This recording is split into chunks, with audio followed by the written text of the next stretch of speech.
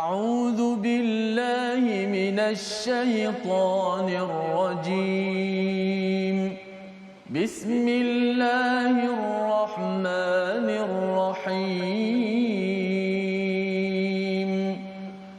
الحمد لله رب العالمين الرحمن الرحيم مالك يوم الدين إياك نعبد وإياك نستعين اهدنا الصراط المستقيم صراط الذين أنعمت عليهم غير المغضوب عليهم ولا الضالين.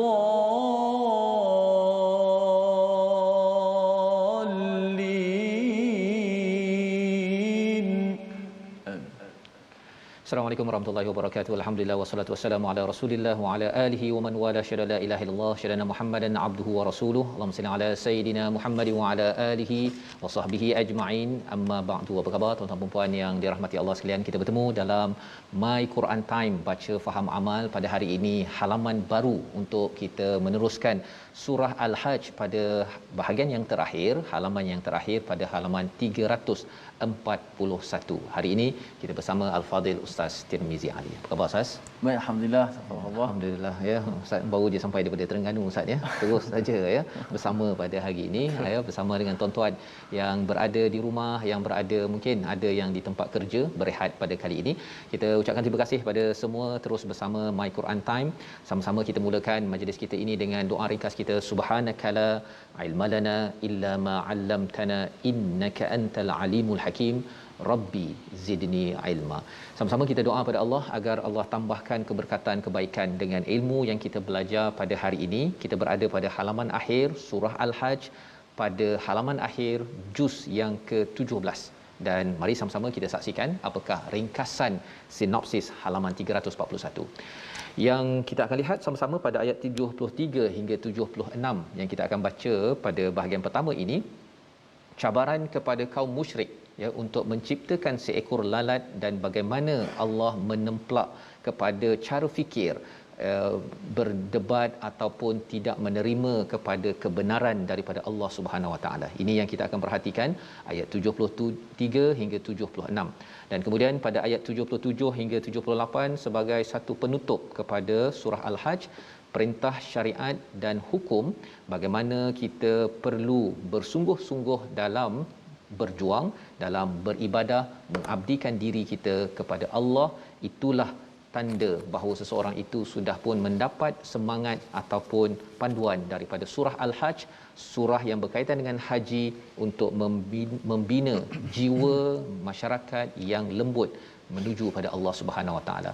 Jom kita baca sama-sama ayat 73 hingga 76 dipimpin Al-Fadil Ustaz Tirmizi. Baik, alhamdulillah. Terima kasih Al-Fadil Ustaz Tuan Fazrul, penonton-penonton, sahabat-sahabat Al-Quran, sama-sama dapat kita sekali lagi untuk berada di akhir muka surat terakhir dah surah Al-Hajj. Sebelum kita masuk melangkah pada surah Al-Mu'minun, maka sudah pastilah ada kita kata apa kaitan-kaitan yang kuat untuk sebelum masuk surah Al-Mu'minun ini.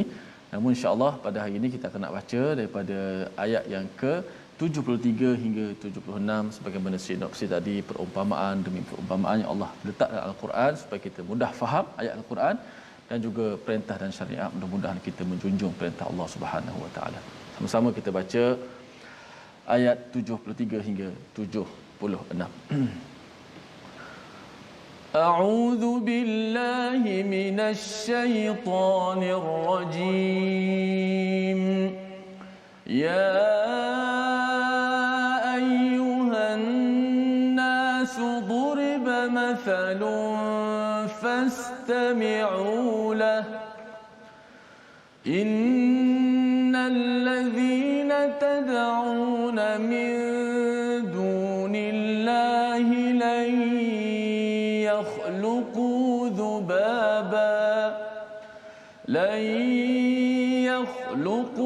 ذبابا ولو اجتمعوا اجتمعوا له وإن يسلبهم الذباب شيئا لا يستنقذوه منه ضعف الطالب والمطلوب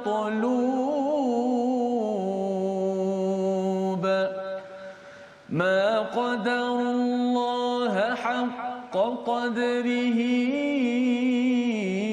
إن الله لقوي عزيز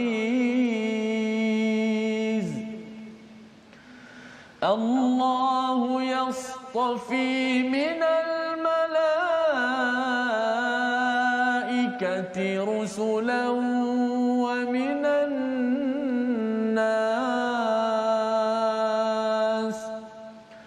إن الله سميع بصير يعلم ما بين أيديهم وما خلفهم وإلى الله ترجع الأمور صدق الله العظيم. Surah Al-Azim, gitulah bacaan daripada ayat 73 hingga 76. Alhamdulillah, terima kasih ucapkan pada Ustaz Tirmizi. Kita ingin melihat kepada apakah yang disuruh oleh Allah Subhanahu Wa Taala pada ayat 73. Selepas semalam kita melihat ayat 72 bahawa ada orang yang bila dibacakan ayat-ayat Allah, pada mukanya itu ada nampak al-munkar. Al-munkar itu maksudnya dia tak puas hati, marah kerana dia merasakan mengacau kepada apa yang sedang dia laksanakan, nilai yang sedang dibawa. Dan Allah mengingatkan pada ayat 73 ini, pada halaman akhir ini, ya ayyuhan nas. Sekali lagi Allah memanggil dengan gelaran kepada seluruh manusia. Ya, kalau kita lihat ya ayyuhallazina amanu, kita akan jumpa nanti pada selepas rehat nanti, tetapi ya ayyuhan nas ini adalah seruan kepada seluruh manusia. Awal surah Al-Hajj ini bercerita tentang ya ayyuhan nas, wahai manusia. Ini adalah mesej untuk semua, mesej untuk semua. Dan Allah menyatakan duriba mathalun, iaitu telah dibawakan, telah dibuat suatu perumpamaan. Ya, dalam ayat ini menariknya tidak ada perkataan daraballah, ustaz ya. Ya. Terus saja duriba mathalun. Pasal ada di kalangan manusia ini, bila dia dengar perkataan Allah, bila dia dengar perkataan Quran, dengar perkataan Islam, dia sensitif, dia allergic. Dia rasa macam ini amat Islamik, ini amat spiritual. I don't want to hear. Contoh begitu kan, saya tak nak dengar. Tapi kalau katakan satu perumpamaan, Allah tak beritahu pun perumpamaan yang daripada mana, ia bersifat apa? Mathal ini satu perumpamaan, satu contoh untuk memudahkan kefahaman. Ya, kefahaman tentang cara berfikir, cara kita beriktikad ataupun beriman. Dan duriba ini daripada kataan daraba, iaitu pukul asalnya, ya. Jadi kalau kita kata duriba mathalun ini, kalau kata dipukulkan mithal, tak berapa tepat, susah sikit nak faham ustaz ya. Tapi sebenarnya fungsi mithal adalah satu perkara yang amat penting. Sesuatu kalau yang sesuatu yang dipukul ini, dia sebenarnya sesuatu yang penting, yang perlu diberi perhatian, dan sepatutnya hati manusia yang betul-betul manusia, ya, yang betul-betul manusia, dia akan terpukul. Dia rasakan bahawa contoh ini adalah amat-amat istimewa, perlu diberi perhatian. Allah sebut fastami'ulah, dengarlah betul-betul kepada perumpamaan ini. Jadi ini adalah psikologi tentang manusia. Ada di kalangan manusia ustaz ya. Kalau katakan dia mungkin dia beragama Islam, tetapi dia tidak beriman. Dia kalau cakap dalam Quran cakap, dia kata Islamik sangatlah. Kan? Dia nak dengar kata-kata motivasi, kata-kata perumpamaan, dia boleh absorb. Tak apa, Allah bawakan di dalam ayat ini tentang satu perkara. Apakah perkara tersebut? Innallazina tad'una min dunillah, siapa yang menyeru selain daripada Allah, menyembah pada berhala, menyembah kepada manusia seperti Firaun dan sebagainya, tokoh manusia, Allah menyatakan lan yakhluqu dzubaba, ya, iaitu mereka tidak mungkin akan dapat mencipta seekor lalat. Allah bawakan perumpamaan tentang seekor lalat dalam surah Al-Baqarah, surah 2 Allah bawakan tentang nyamuk, surah 22 Allah bawa pasal lalat. walawij tamaulah. Lalat yang kita tengok itu lalat dekat buah ke ataupun lalat yang hinggap kepada roti ke. Kalau di depan berhala itu kadang-kadang diletakkan apa? Diletakkan buah oren, buah apple, nasi dan sebagainya. Sebenarnya berhala itu tidak mampu untuk mencipta seekor lalat. Itu kalau kita bercakap tentang berhala yang daripada batu. Kalau berhala ataupun yang syirik kepada manusia, contohnya kita kagum sangat, kita ada orang yang menyembah pada Firaun contohnya. Firaun tidak boleh mencipta walaupun satu lalat, walaupun dikumpulkan segala Qarun ke, dikumpulkan semua menteri-menterinya, tidak mampu untuk mencipta seekor lalat. Wa in yaslubuhum, tadi bercakap tentang penciptaan. Kali ini lalat sudah tercipta. Lalat sudah tercipta. Jika lalat itu merampas syai'a, satu perkara kecil, contohnya ada nasi lemak lah ustaz ya. Kalaulah ada nasi lemak depan berhala tu ataupun letak apple ke, kalau dia hinggap dan dia ambil satu bahagian syai'a kecil sahaja daripada makanan itu, la yastanqidhuhu minhu, ya, tidak dapat dia merebut kembali. Berhala tu dia tengok je, dia tengok aja kan. Dan kalau manusia pun sebenarnya, kalau Firaun pun, kalau ada makanan yang hebat-hebat, kalau ada lalat yang hinggap di atas makanan tersebut, ya, satu kalau kita kaji tentang lalat ini, kalau dia dah mula hinggap, maka dia akan merembeskan dia punya air liur dia ataupun ada yang kata enzim dia akan merosakkan, ya, dia akan mencemarkan. La yastanqidhuhu minhu, Firaun tidak dapat pula dia pergi kaji, ambil mikroskop ke kan untuk membuang pencemaran tersebut, dia tak boleh buat. Apatah lagi kalau lalat ini terbang. Kan ustaz kan, kalau kita berbincang tentang lalat ini, dia ada aerodinamik dia, aviation tentang macam kalau kapal terbang tu dia ke depan je. Nak pergi ke belakang tak boleh. Kan kita kena corner ke sana ke sini. Tapi lalat ini dia ada kemahiran itu ustaz. Dia boleh ke belakang ke depan, itu sebabnya kalau kita nak pukul dia tiba-tiba ke sana kan. Bila Firaun contohnya nak mengejar kepada lalat tersebut, sebenarnya tidak mampu. La yastanqidhuhu minhu. Jadi kesimpulan Allah di hujung ayat 73 itu, dha'ufal talibu wal matlub, iaitu amat lemah, ya, amat lemah yang meminta, at-talib yang menyembah, wal matlub yang disembah. Jadi kalau kita ini sebagai talib yang sedang memohon, meminta sesuatu, kalau minta daripada manusia ataupun minta daripada berhala, sebenarnya ustaz ya, dia bukannya dha'ifu dekat sini, tapi gunaannya dha'ufa. Dha'ifu itu dilemahkan, tapi dha'ufa, perkataan yang kita baca dalam ayat 73 itu memang dah sedia lemah. Memang dah sedia lemah. Kita ni lemah, dan yang kita minta kalau dia daripada makhluk, maka ia juga lemah. Ini menceritakan betapa sebenarnya manusia ini, sebenarnya kalau dia ada lemah dan dia makin memerlukan sesuatu, maka dia makin lemah. Dia perumpamaan macam ni lah ustaz ya. Kalau katakan saya tak ada telefon. Saya tak ada telefon. Tapi kalau saya tak nak guna telefon, saya okey je. Tapi kalau saya nak sangat telefon, akhirnya saya akan makin lemah lagi. Pasal apa? Saya asyik fikir pasal telefon. Ya, itu adalah sifat at-talib, iaitu kita sendiri. Sifatnya makin kita perlukan, makin kita lemah. Tapi memang kita lemah pun. Asal dah lemah dan makin perlukan. Itu sebabnya kalau orang yang dia perlukan duit, dia dah tak ada duit, dah lemah, tapi dia rasa dia nak belilah makanan, dia akan rasa makin lemah bila dia rasa pergi ke sana tak dapat duit. Ini adalah psikologi yang Allah nyatakan, perumpamaan untuk kita faham bahawa buat apa nak mencari makhluk untuk disembah, minta daripada kubur ke, daripada orang-orang biasa, padahal sebenarnya Allah cakap ma qadarullah haqqa qadri. Ini menarik perkataan ini, iaitu mereka tidak mengagungkan Allah dengan sebenar-benarnya. Sesungguhnya Allah Maha Kuat lagi Maha perkasa. Allah memberi komentar bahawa sebenarnya manusia ini tak menghargai Allah sebenar-benarnya. Allah pemberi rezeki, Allah lah yang menyayangi kita, Allah yang bagi macam-macam. Itu sebabnya dalam surah Al-Hajj ini banyak nama-nama Allah diberitahu. Rauf, Rahim, kalau di sini Qawi, Aziz. Allah beritahu perkara ini, sebenarnya Allah ini amat kuat, Allah ini amat berkuasa, tapi manusia tidak menghargai Allah dengan sebenar-benarnya.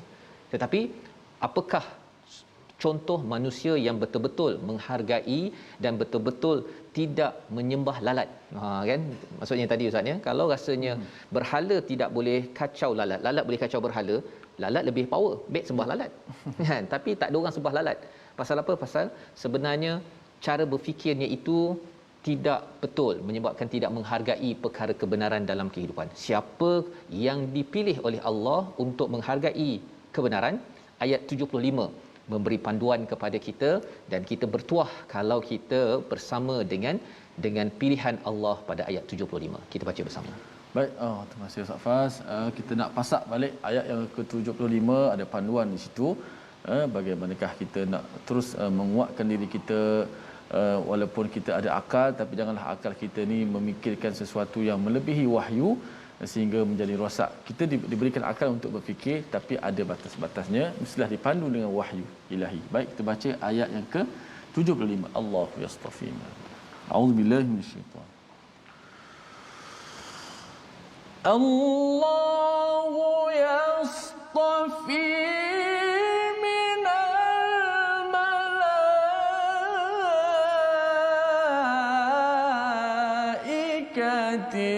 رسلا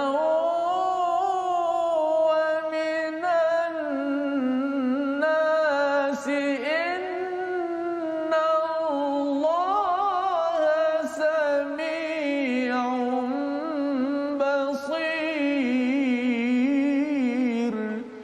صدق الله. Allah memilih para utusannya daripada malaikat dan daripada manusia. Sesungguhnya Allah Maha mendengar lagi Maha melihat. Ayat 75 ini ringkas sahaja, tapi Allah nak menceritakan kepada kita Ustaz ya. Siapakah makhluk yang benar-benar menghargai Allah haqqa qadrih? Nah, yang pertama ialah para malaikat. Para malaikat Allah dah pilih dah ya, daripada banyak-banyak malaikat ini Allah pilih Jibril sebagai ketuanya, sebagai rusul, sebagai utusan, dan juga daripada kalangan manusia ada rasul-rasul ya, Nabi Muhammad sallallahu alaihi wasallam dan juga para nabi yang ada. Ini adalah pilihan daripada Allah. Mengapa Allah pilih? Allah nak beritahu kamu tidak mahu menghargai Tuhan sebenar-benarnya.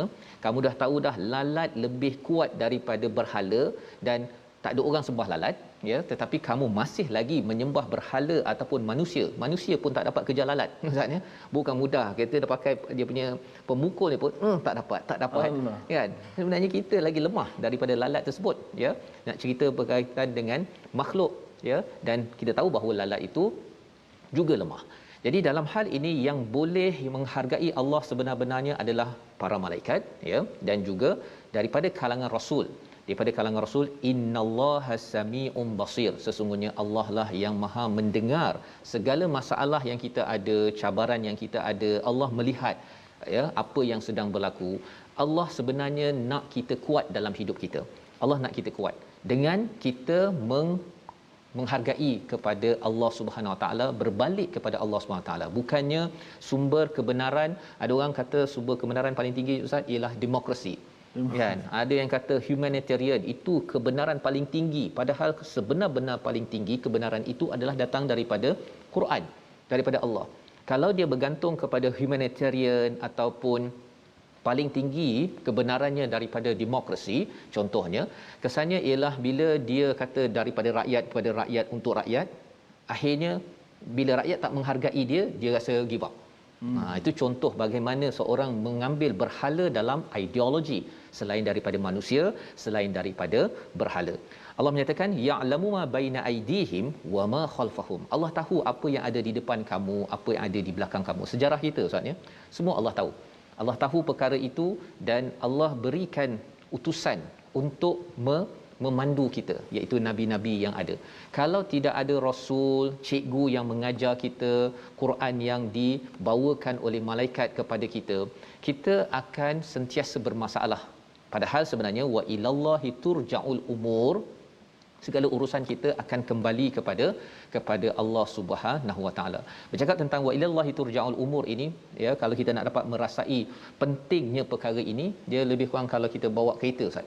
Kita bawa kereta, kemudian kita bawa laju sikit 180 km/jam ya, tiba-tiba dia kena flash pum kan.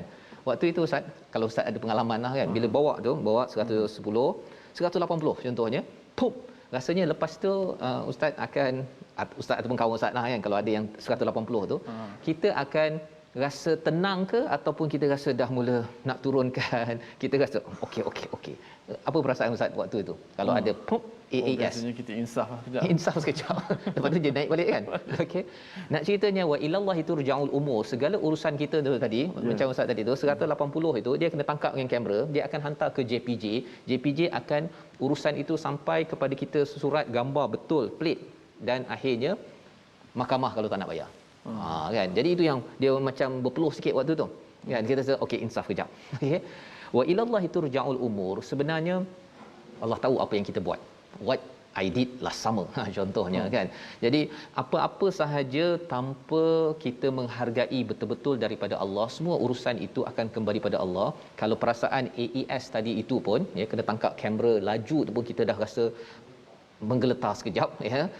Sebenarnya perasaan ini perlu kita ada pada setiap masa kalau kita tidak menghargai Allah sebenar-benarnya. Kita membawa pada perkataan pilihan pada hari ini, kita sama-sama saksikan, iaitu salaba, iaitu merampas.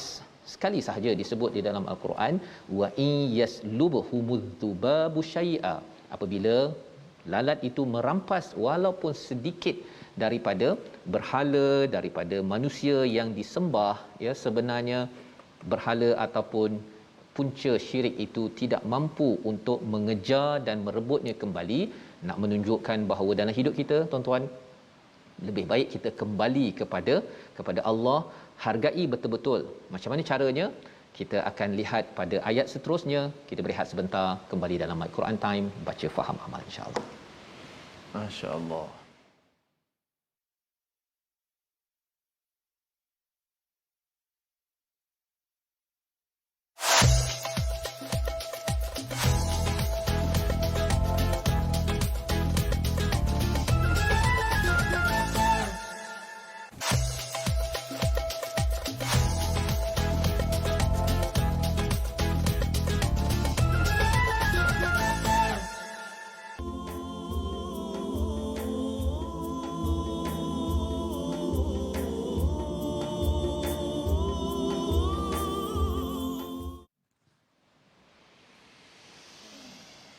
يا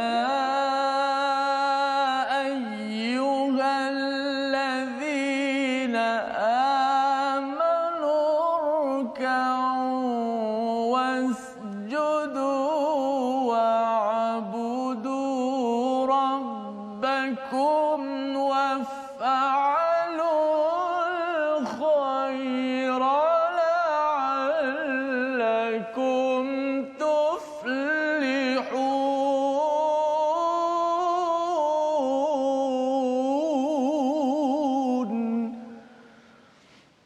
Wahai orang-orang beriman, rokoklah dan sujudlah serta sembahlah Tuhan kamu dan berbuatlah kebaikan, moga kamu beroleh kejayaan. Inilah petikan ayat daripada ayat yang ke-77, sambungan daripada muka surat 341. InsyaAllah ayat yang cukup hebat ini akan ditadabbur oleh Ustaz Fazul sebentar nanti insya-Allah. Namun kita mengaji sikit tajwid pada hari ini, yang mana sambungan daripada perbahasan huruf yang tebal dan nipis. Kita dah bahas tentang huruf yang sentiasa tebal, yang ada 7 tu, sentiasa tebal tu. Khussa, dagtin, qiz tu. Ada kha, ada sad, ada dad, ada ghain, ada ta, ada qaf dan dha. Namun dalam huruf-huruf yang sentiasa tebal itu, 7 huruf itu, ada 3 huruf yang terkesan dengan baris bawah. 3 huruf ni huruf yang disebut sebagai terkesan dengan baris bawah. Walaupun huruf yang tebal, tapi huruf ni huruf yang tata'athar bil kasr, iaitu dia terkesan dengan baris bawah. Contoh tengok, huruf kha, huruf ghain dan huruf qaf. 3 huruf ni huruf yang terkesan dengan baris bawah. Huruf ni huruf yang tebal, tapi bila baris bawah dia taklah setebal ketika baris atas. Cuba tengok, akhihi, kita sebut akhihi, jangan sebut akhihi. Itu dah kita dah nak tebal sangat, kata huruf ni tebal ustaz, maka kita buat akhihi, salah. Tak boleh sebut khiz. Contoh mustaqim dalam surah Al-Fatihah selalu kita baca mustaqim, gitu saja. Jangan mustaqim nak tebal, tak boleh sampai macam tu sebab dia baris bawah. Huruf qaf, huruf kha dan huruf ghain. Min ghillin, Jangan min ghullin. Itu dah agak melampau sedikit. Tiga huruf ni daripada 7 huruf itu terkesan dengan baris bawah. Baki daripada huruf 7 ini iaitu sad, dad, ta, dha ini 4 huruf ini tidak terkesan. La tata'athar bil kasr. Maksudnya tidak terkesan dengan baris bawah. Tengok kita ambil satu contoh daripada sad, dad, ta, dha ni, ambil contoh ta. Tengok ta yang berbaris di atas.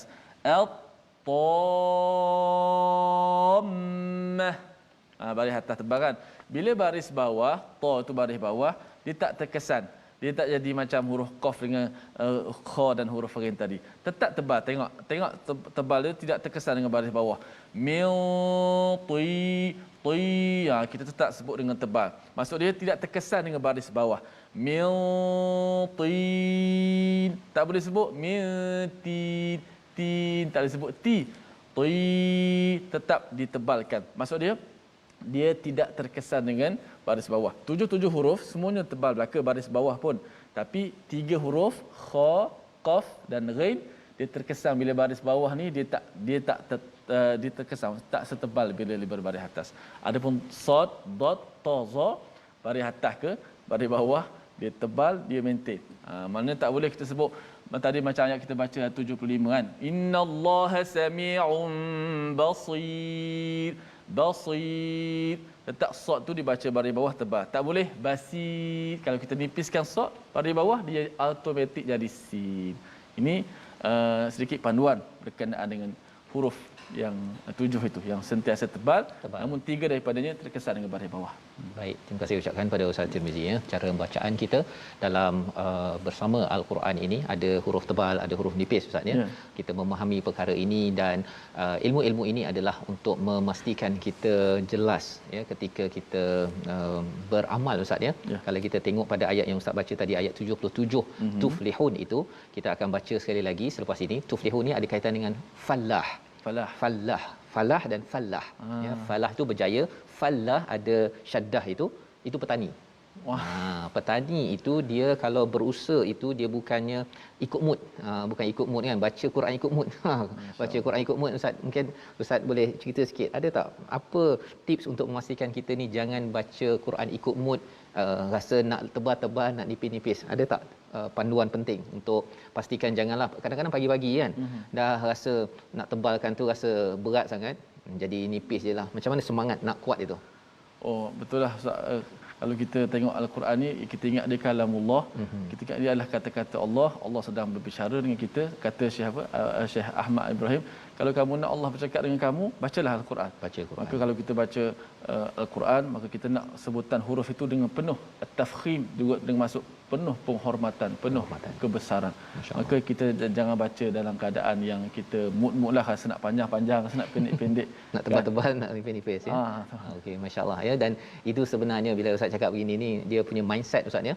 Mindset untuk baca Quran itu sebelum nak baca tu auzubillahi minasyaitonirrajim, mindsetnya ialah saya membaca kalam Allah, bukannya baca novel ataupun cerita hantu ke, boleh baca macam tu aja nak tutup bila, tetapi dengan mindset yang betul. Inilah yang Allah bawakan dalam ayat 77, mindset betul. Wahai orang-orang yang beriman. Orang yang manusia dia kadang-kadang ada mindset tersilap. Dia rasa dia nak sembah pada berhala ke, nak sembah pada orang ke apa ke, dia ikut mood dia. Tetapi Allah ingatkan pada ayat 77, apakah mindset yang betul, apakah praktikal amalan harian untuk kita yang lemah ini menjadi kuat. Ayat 77 hingga 78 kita baca menutup tirai surah Al-Hajj pada hari ini. Silakan Ustaz. Baik, masya-Allah. Sama-sama kita sambung bacaan daripada ayat 77 hingga 78.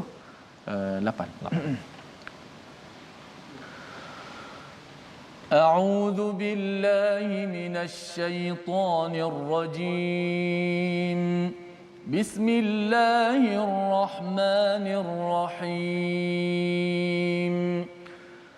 يا أيها الذين آمنوا اركعوا واسجدوا واعبدوا ربكم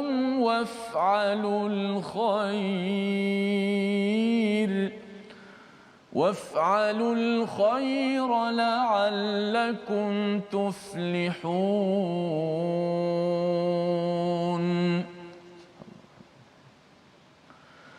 وجاهدوا في الله حق جهاده هو اجتباكم وما جعل عليكم في الدين من حرج ملة أبيكم إبراهيم هو سماكم المسلمين من قبل وفي هذا ليكون الرسول شهيدا عليكم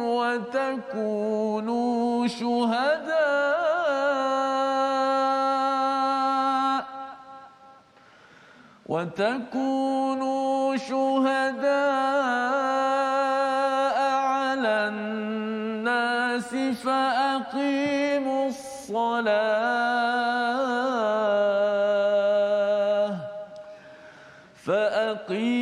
الصلاة وآتوا الزكاة واعتصموا بالله هو مولاكم فنعم المولى ونعم النصير. صدق الله العظيم. Surah Al-Azim ayat 77 dan 78, dua ayat sahaja yang kita akhirkan Ustaz ya. Pendek bukan, jumlahnya sikit tapi ayatnya panjang ya. Yang kita nak lihat satu persatu, tengok apakah kesimpulan daripada Allah Subhanahu Wa Taala berkaitan dengan surah Al-Hajj. Awal surah Al-Hajj Allah menyatakan tentang wahai manusia bersedia ya pada as-saah, iaitu di mana ia adalah persediaan tentang hari kiamat yang menggegarkan, yang menakutkan. Tetapi dalam ayat yang ke-77 ini Allah nyatakan wahai orang-orang yang beriman. Wahai orang-orang beriman ini adalah orang yang ada mindset yang benar untuk percaya kepada Allah Subhanahu Wa Taala. Ini adalah orang-orang yang menghargai Allah ya. Kalau tadi pada ayat 74 ada orang yang tidak menghargai Allah, dah tahu lalat tu lemah. Allah boleh cipta lalat ya, berhala tak boleh cipta lalat. Jadi kesimpulannya hargailah Allah. Ya, tetapi tidak mahu kecuali apa? Nabi-nabi yang terpilih, para malaikat yang menghargai Allah, dan satu lagi kumpulan namanya adalah orang yang beriman. Wahai orang-orang beriman. Jadi apa yang perlu kita buat tuan-tuan untuk kita yang lemah ini? Allah dah cakap dah dalam ayat 73, kita lemah Ustaz ya. Kita lemah. Kita lemah dan Allah kuat. Ayat 73 kita lemah, manusia lemah, makhluk lemah. Ayat 74 Allah kuat. Apa yang perlu kita buat? Wahai orang beriman, irka'u, berrukuklah. Rukuklah. Dia kalau orang yang lari pecut Ustaz ya. Dia kalau lari pecut tu bila dia dah lari, kemudian bila dia penat tu, dia kan buat macam rukuk kan. Dia gitu. Itu adalah tanda bila kita rukuk itu, memang namanya solat, tapi ketika rukuk kita mengadu keletihan kepada Allah Subhanahu Wa Taala. Itu rukuk. Dan yang keduanya wasjudu. Sujud lagi lah Ustaz ya. Ini muka kita adalah tempat yang paling mulia ya. Kalau orang kutuk ke, yang malunya kat sini ya. Yang malunya kat sini. Tetapi bila kita sembamkan muka kita ke tanah itu namanya wasjudu. Lagilah kita merendahkan diri kepada Allah Subhanahu Wa Taala. Ini adalah seruan Allah, kita yang lemah ini silakan mengadu lemah, tetapi jangan mengadu kepada siapa? Kepada lalat. Kan? Tapi orang tak mengadu pada lalat Ustaz, dia mengadu pada berhala. Kan? Ataupun kepada manusia yang lemah ya. Sebenarnya mengadulah kepada Allah, waktu ini seseorang itu akan mendapat kekuatan. Nombor 2. Nombor 3 apa? Wa'budu rabbakum. Rendahkan diri kita, jadilah seorang yang sentiasa beribadah kepada Tuhanmu. Sebenarnya tadi kita rukuk dan sujud itu solat. Tetapi sebenarnya rukuk dan sujud itu dalam solat bukan sekadar waktu itu sahaja kita merendah diri kepada Allah. Kita kena merendah diri, abd, wa'budu rabbakum ini selepas solat kita.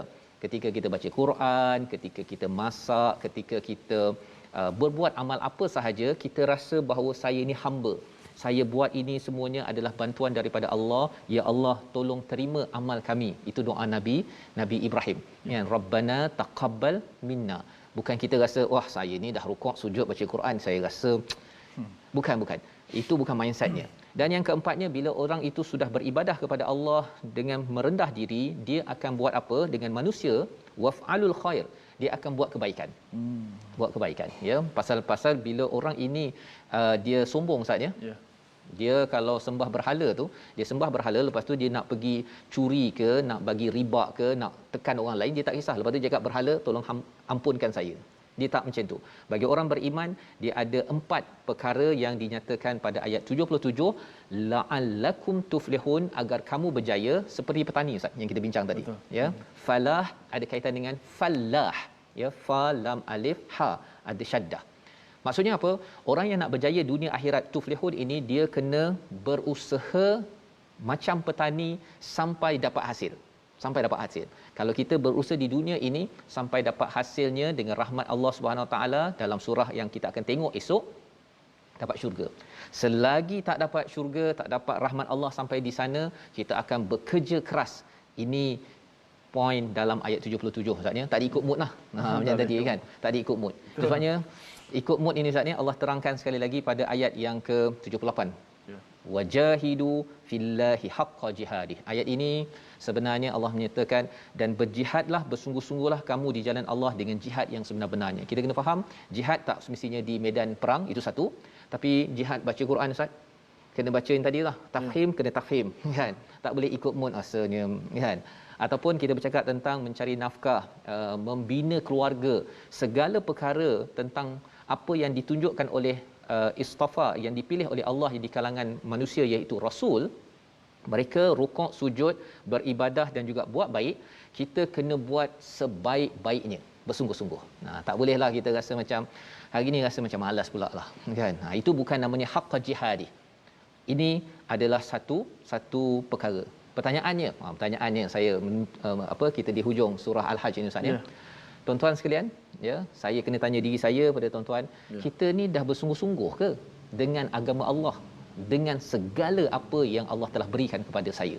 Kan, saya dah diberikan ada rumah Ustaz, ya, ada anak, ada keluarga, ada program My Quran Time. Saya ni dah bersungguh-sungguh ke baca Quran, beramal dengannya, ataupun berbuat baik dengan manusia, ataupun saya buat sambil lewa ataupun ikut mood? Itu persoalannya. Jadi Allah menyatakan di sini pada ayat ini, huwajtabakum. Ini satu perkataan yang amat penting Ustaz, ya. Dia telah memilih. Tuan-tuan bandingkan pada ayat yang ke 75 tadi, Allahu yastafi, Allah memilih. Dua-dua pilih. Yastafi dengan ijtaba. Tapi ada beza Ustaz, ya. Beza istafa ini, dia lebih kurang kalau katakan pergi restoran, kan, saya ada menu, kemudian saya pilih mi goreng mamak contohnya. Ustaz biasa pilih apa Ustaz? Biasa nasi goreng. Nasi goreng, kan. Nasi goreng. Dan kemudian saya pula bertanya, Ustaz, mengapa Ustaz pilih nasi goreng, kan? Apa ciri-cirinya? Mengapa tak pilih mi goreng mamak, ya? Kita tak tanya begitu kepada kawan kita. Pasal apa? Itu adalah istafi, itu adalah pilihan dia. Tak ada pula pasal nasi goreng ni ada nasi, di dalamnya ada udang, di dalamnya ada ni mi goreng mamak, dia ada telur je. Dia tak ada cakap begitu. Pilihan masing-masing. Allah pilih Nabi Muhammad, Allah pilih Jibril sebagai ketua malaikat. Ini pilihan Allah. Jangan dipersoalkan. Tetapi kalau ijtaba ini, awak ni buat kerja betul-betul ke tak? Mengapa awak buat bising, ya? Awak kalau buat bising ni, awak kena tak bolehlah masuk kerja kat sini, ya. Kalau awak ni jenis committed, ketika interview committed, ketika buat kerja committed, tak kacau orang, okey, yang ini saya pilih kerana ada merit. Allah pilih kita Ustaz, pilih kita sebagai orang beriman, sebagai orang Islam. Sebenarnya ada sesuatu dalam diri kita. Dia macam kalau kita pilih pekerja tu, kan, pekerja itu dia ada sebab, ada merit. Mengapa saya pilih awak? Pasal awak ni tak kacau orang buat kerja. Orang nak kena senyap, fokus, awak buat bising. Saya rasa awak ni kena dia ada sebab perkara tersebut. Huwajtabakum wama ja'ala alaikum fid din min haraj. Bila Allah pilih kita Ustaz, ya, dah pilih, dah interview semuanya, masuk kerja. Kemudian orang tu masuk kerja, tak buat kerja. Rasanya okey ke tak okey? dah okey dah, dia dah interview lulus, sebabnya pasal ada merit, tapi bila masuk kerja dia tak buat kerja. Ini sebenarnya sebagai satu perkara yang tidak sesuai. Dan kalau kita dipilih sebagai orang beriman, ya, kena berusaha bersungguh-sungguh. Lepas tu bila dah jadi orang beriman, dia rasa tak apalah kot, saya baca mana yang saya nak baca, saya nak sampaikan, tengoklah keadaan, kan. Itu menunjukkan bahawa huwajtabakum ini, yang telah dipilih ini, dia tidak menghargai pilihan Allah untuk menjadi orang yang beriman. Jadi Allah menyatakan, kalau ada yang kata susah sebenarnya nak baca Quran ini, nak buat tugas-tugasnya, Allah kata wama ja'ala alaikum fid din min haraj. Sebenarnya apa ada dalam agama ini tidak susah. Tidak susah, ya. Dan lebih daripada itu, millata abikum Ibrahim. Kalau kita buat bersama dengan nabi-nabi ini, sebenarnya kita meneruskan legasi Nabi Ibrahim. Mungkin saya nak minta Ustaz baca di bahagian kedua ni Ustaz, ya, daripada huwa sammakum sampai hujung ini, kerana di sini Allah menekan lagi, memastikan kamu dah terpilih sebagai orang Islam, ya, kamu kena buat apa. Kita baca nak daripada awal ke di tengah-tengah Ustaz? Huwa sammakum. Silakan. Baik, saya baca 3 baris ke bawah tu, wasammakul muslimin, dengan nahwan insya-Allah. A'udzubillahi minasyaitanir. Huwa sammakumul muslimina min qablu wa fi hadha liyakuna ar-rasulu shahidan عليكم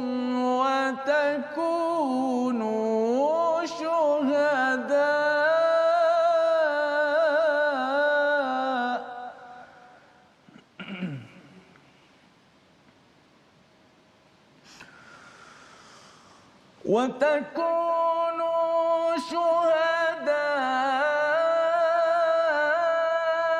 على الناس فأقيموا الصلاة وآتوا الزكاة واعتصموا بالله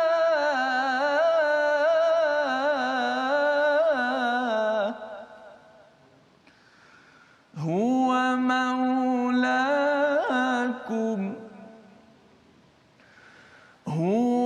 مولاكم فنعم المولى ونعم النصير.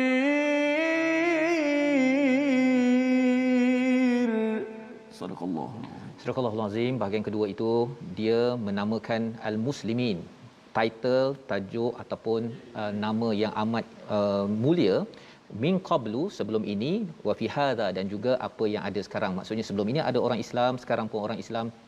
Nama Islam itu adalah amat-amat tinggi, dan peranannya apa? Bukan sekadar duduk diam, tetapi liyakunar rasulu syahida, rasul menjadi saksi dan kamu juga menjadi saksi kepada manusia. Apa maksud saksi ini? Rasul menyatakan, saya dah buat yang terbaik menyampaikan mesej ini, kamu dapat tak? Jadi kita pun kata, ya, saya dapat mesej ini. Dan manusia lain pun akan bertanya juga, ataupun kita akan menjadi saksi kepada orang lain. Maksudnya apa? Saya dah sampaikan tak mesej yang ada ini kepada kamu semua, kepada alannas.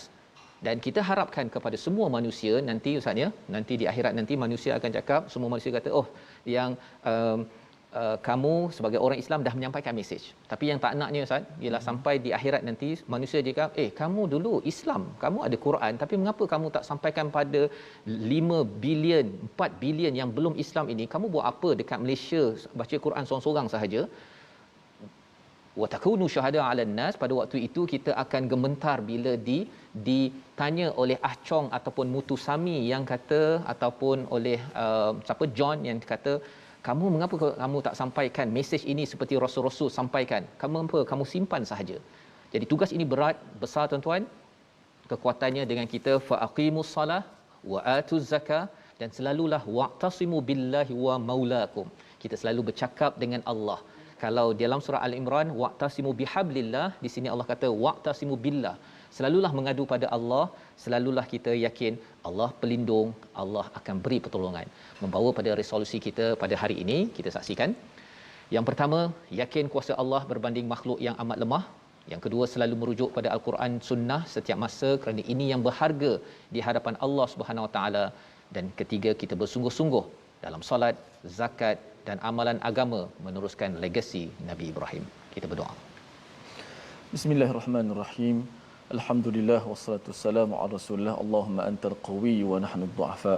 Ya Allah, Engkau lah yang maha kuat, kamilah yang maha lemah. Ya Allah, Engkau lah Tuhan kami, kami adalah hamba-hamba-Mu. Ya Allah, ya Allah, bila kekuatan kepada kami untuk terus kami lakukan kebaikan. Ya Allah, kami cinta kepada orang-orang miskin, fakir. Ya Allah, bila kekuatan kepada kami untuk kami salat, untuk kami menunaikan zakat, untuk kami sentiasa sedekah dan dermakan apa yang telah Kau berikan kepada kami. Ya Allah, lindungilah kami. Ya Allah, peliharakanlah kami lah. Engkaulah sebaik-baik pelindung bagi orang-orang yang beriman. Ya Allah, amin ya rabbal alamin. Amin ya rabbal alamin. Moga-moga Allah mengabulkan doa kita. Kita menjadi orang yang mengamalkan intipati Al-Quran, berjuang bersungguh-sungguh haqqa jihadi, salah satunya dengan kita menggunakan harta kita untuk kita berkongsi, salah satunya di tabung gerakan Al-Quran, dijemput tuan-tuan bersama, agar ini adalah salah satu platform untuk kita bersungguh-sungguh, istilahnya jihad dengan haqqa jihadi. Moga-moga apa yang ada dalam diri kita, kita telah terpilih, kita dapat sampaikan ke seluruh dunia. Sama-sama kita bertemu kembali pada ulangan pada malam ini, pada pagi esok, dan kita akan melihat surah baru Ustaz ya. Yeah. Surah Al-Mu'minun, My Quran Time, baca, faham, amal, insya-Allah.